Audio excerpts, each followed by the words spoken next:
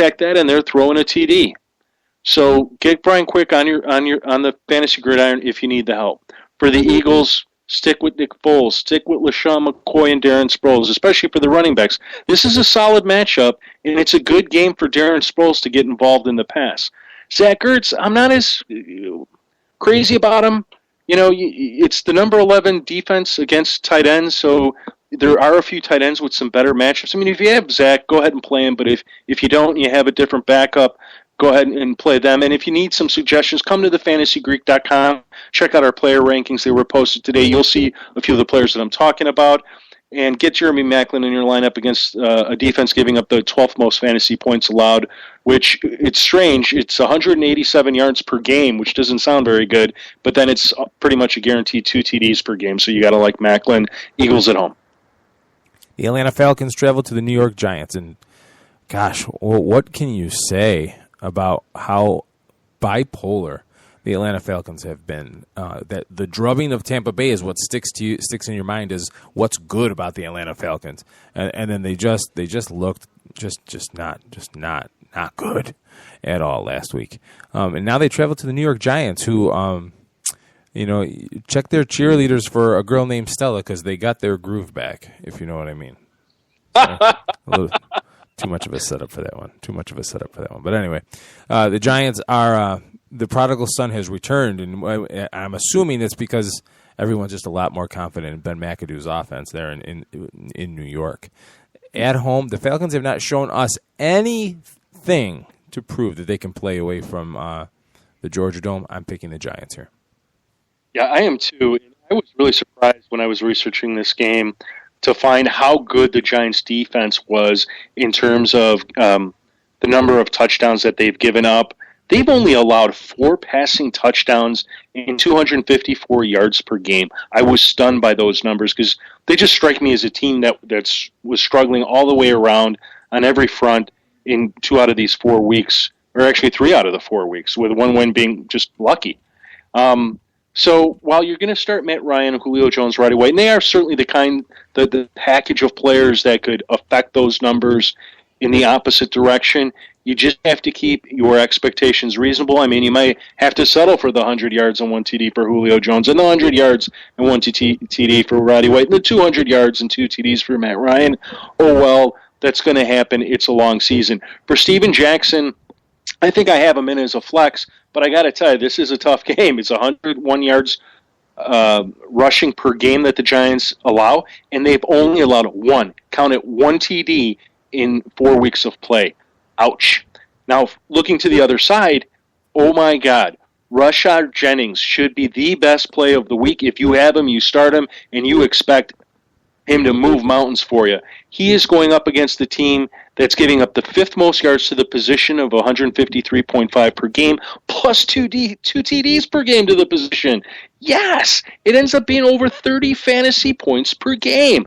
So if you got Rashad, you should win your game this week, I'm telling you. And then Victor Cruz, Larry Donald, play him. The Falcons give up the 3rd most yards, but they don't give up that many TDs. So you might be a little TD dry. You might not be because that Larry Donald guy, wow, he's good. I'm taking the Giants. All right. Or should I say Donnell? I believe it's pronounced Donnell. I read a snippet of a story where he benched himself last week in fantasy. And, oh, wow. And regretted it, obviously. Wow. So how do you expect anybody to take you seriously if you're benching yourself? But anyway. That's why it's a story. Right. Pittsburgh Steelers travel to the Jacksonville Jaguars. And, you know, I'm hearing myself as I'm going through these pregame breakdowns. And I'm also hearing myself say up and down. This team is up and down. And I'm wondering if it's more a case of not these teams, but the league just being a little bit even. That being said, the Jaguars are still the Jaguars. The Steelers lost a game they should have won easily last week. But I'm going to pick the Steelers on the road here. Yeah, the Steelers, I mean, it pretty much goes without saying, until we see some sign of life from the Jaguars defense, you're pretty much taking the team that's playing them And like you, I'm taking the Steelers in this one. And like you, I'm taking the Steelers in this one in what I consider to be a blowout. Let's just start with the simple fact that the Jaguars. We're having connection issues, so tonight might be, or this might be a good time to take a quick break, and then when we come back, we'll finish it all up. We'll try to get Jim on a cleaner connection. You're listening to the Fantasy Greek Starts and Sits in 60 Minutes on Late Night Sports Radio.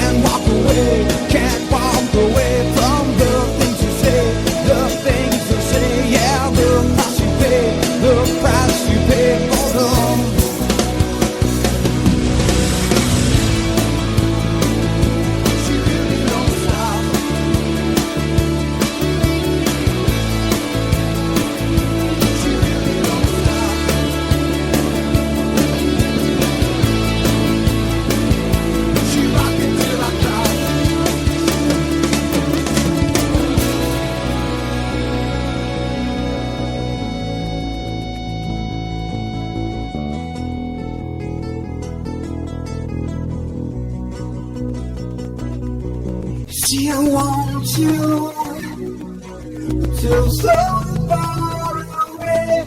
I know you can't be alone. Can't walk away from the things you say, the things you say. Yeah, the price you pay, the price you pay for love. Can't walk away from the things you say, the things you say. Yeah, the price you pay for love.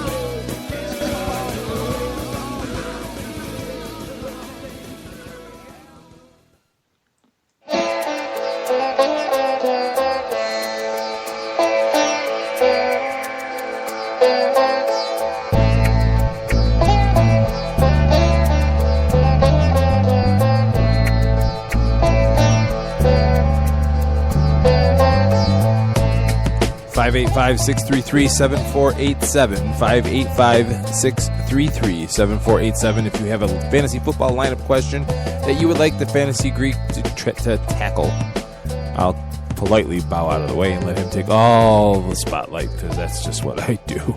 Keith Grieve and Jim Sarantias from thefantasygreek.com here, bringing you through Week 5 matchups. We had a little bit of technical difficulty, and Jim was a little garbled. So right before we ran into that, we were breaking down the Pittsburgh Steelers traveling to the Jacksonville Jaguars, and I took the Steelers on the road just because Jacksonville has not really shown me anything here. Jacksonville is going to be this season's and this league's doormat for quite some time until they can get that defense pointed in a different direction. And you've got to take the Steelers on the road in this one. And here's the best way to look at this game and get through it very quickly. And that's the Jags allow the most fantasy points to pretty much every category across the board. They're number 1 for the quarterback, number 3 for the running back, number 2 for wide receivers, number 3 for tight ends, and number 1 for the defense and special teams. So you're pretty much starting everybody, every playmaker for the Steelers, and even you can look at LeGarrette Blount and consider him a flex play this week, and you can look at the Steelers' defense as a low-end DST1. For the Jaguars, Toby Gerhart remains a flex play. He's got to get things steadied and got to be a regular producer without fumbling the football. But the two other players that I really like, and now that Blake Bortles is quarterback, I think they have some fantasy value on the low end as wide receiver 3s or flex plays, are Allen Robinson and Allen Hurns. Allen Robinson is certainly the better of the two. He was, I want to say, a second round draft pick. Well, he was certainly drafted ahead of Hurns, and he's been the regular starter. And Hurns has come on with just some big playability, so you could look at them as well. Steelers on the road. All right, Tampa Bay travels to New Orleans. Tampa, who absolutely stole a game away from the Pittsburgh Steelers last week in the opening game of the Mike Glennon era Part 2, which should never have been suspended in the first place. Tampa did a number on New Orleans, and whether New Orleans is now purely just a home team, that's up for some level of debate, but the stats are the stats, and they just do not play well outside of New Orleans. That being said, they are in New Orleans, and I will take the Saints at home. Yeah, take the Saints at home. This should be a shootout. Crazy points. The Bucs give up the most fantasy points to wide receivers, so you can look at Brandon Cooks, Jimmy Graham, Marcus Colston, and Drew Brees is all solid starts, with Colston more of a wide receiver 3, Cooks a wide receiver 2, and obviously Jimmy Graham a must-start TE1. For the Buccaneers, I like Doug Martin this week as an RB1.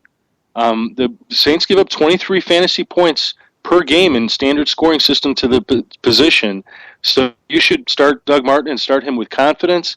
Same thing with Vincent Jackson, who's another player that we're still sort of waiting for that big game, even though last week he did finally get a TD.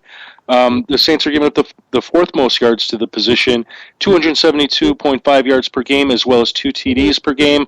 Here's hoping Mike Evans is healthy, but if he's not, you'll have to make other arrangements. And if you want a sleeper, borderline number 1 tight end, take a look at Austin Seferian-Jenkins. He played every snap last week. I think he's ready. He's their number 1 tight end, and I think you can rely on him right now in fantasy football and just go crazy. Go crazy. Pierre Thomas, Kerry Robinson, both flex plays this week. I'm taking the Saints at home. The Houston Texans travel to the Dallas Cowboys in a battle of Texas football teams. We'll call this one the longest yard bowl.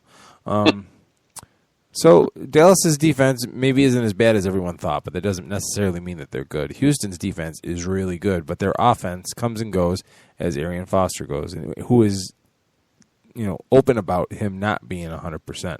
So now the question becomes, well, what can Dallas do? Well, put it this way: if Houston's defense keeps Dallas's offense off the scoreboard and holds them to 3s instead of 7s, you might have Houston stealing this game on the road. But that being said, I just don't think Houston has enough of an offense right now, and Dallas is going to score. DeMarco Murray, as much as he fumbles and just drives you crazy, the man can run, and Dallas has been more of a rushing team than I can remember in recent years, probably since Emmitt Smith left. But Houston is also very good at on the defensive side of the ball, but they have allowed 130